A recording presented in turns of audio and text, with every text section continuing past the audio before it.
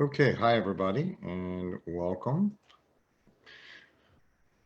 Today I thought I would talk about the threefold process. And I was talking within my men's group last night about a Tantra process, which is called the threefold process. And it has internal work, and it has a writing component, and it also has an integration component. And I've heard it before, but I think that I just heard it differently this time. And I think I'm just going to be adding this process to uh, my coaching work because it's so amazing to me that I think that it's worthwhile. And let's just talk about the different components about that. Okay, and the first component is the meditation or the internal work process. Now, in the Tantra community, they're specifically talking about physical touch or self-pleasure or oming. But I don't want to get too lost in the story about that because not everybody is interested in orgasmic meditation.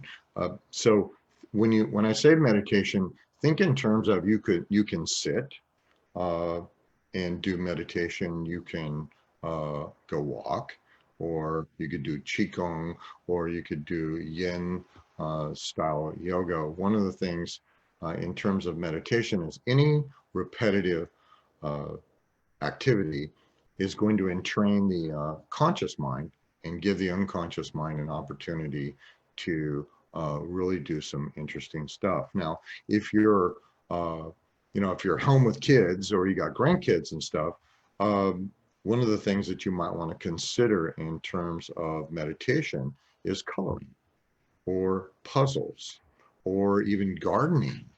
Uh, can be a way to slow the kids down, slow you down, and just really give you an opportunity to be. And each one of these processes that I'm talking about is like 10, 15 minutes. Um, what I'm really interested in is that we have this opportunity, if you want to call it that, to create a different way of being. And we've all been at home and we've been trying to figure out what it is, that we're going to be doing next, and what it is that we're going to be taking with us into this new world. So step one is going to be meditation. And after that 15-minute or 10-minute period, then you move on to the step two. Step two is going to be writing. And for some people, writing is really hard. They don't want anybody to know what they're thinking or feeling.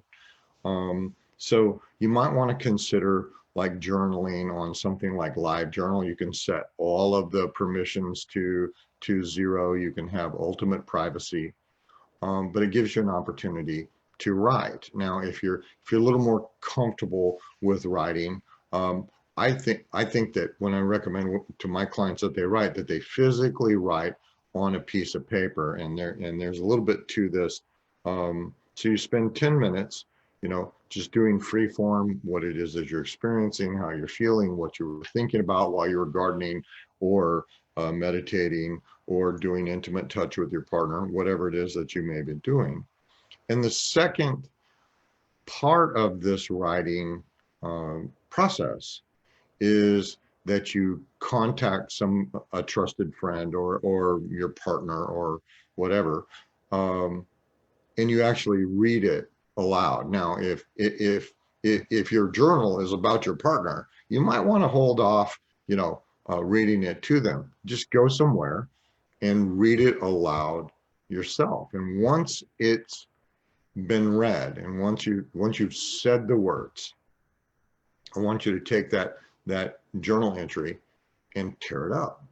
Or if you're doing it electronically, delete it. And the whole process is about getting those words out of here and getting them on a page where you can see them and feel them and have that experience. And there's a couple of different processes that you can work. This first one, which is called a fear inventory, is based on shadow work. You know, we have, you know, our face right here that we want to show everybody. Aren't we, you know, aren't we great people? And then we also have our shadow selves where we're angry or we're bitter or we're greedy or we are something other than, you know, love and light. Okay, so the sphere inventory has actually a very specific format. And what you do is you write down, I resent blank. You know, maybe you resent staying home. Maybe you resent your kids. Maybe you resent your dog, or maybe you resent the gasoline prices going down because it's affecting your stock. Well, whatever it is that you resent, and then you set a timer or start a timer for about 10 minutes, and you write down in this format, because I fear I. And I'll write that in the comments so that you can do it. And it's important that you keep the fear statement about you. It's not about what somebody else is doing. You know, maybe it is what they're doing, but it's about what your personal fear is, not what you think their fear is. Okay. Not everybody wants to do a lot of like deep, heavy shadow work and stuff. So one of the things that you might want to consider is, in addition to this, you can also do a gratitude journal. You could write down all of the things that you're grateful for. How about you're alive today?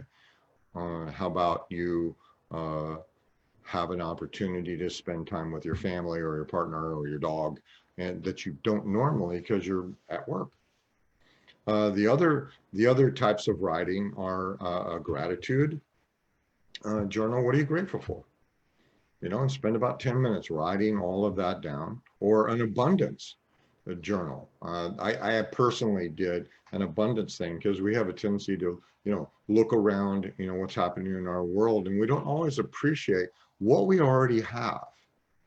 And I mean, when was the last time that you were at the grocery store and you saw somebody went, hey, you're breathing up all my air? No, there's an abundance of air. There's an abundance of life. There's an abundance of money actually in this, you know, in this particular planet, is that you can make as much money as you want, and there's plenty for everybody.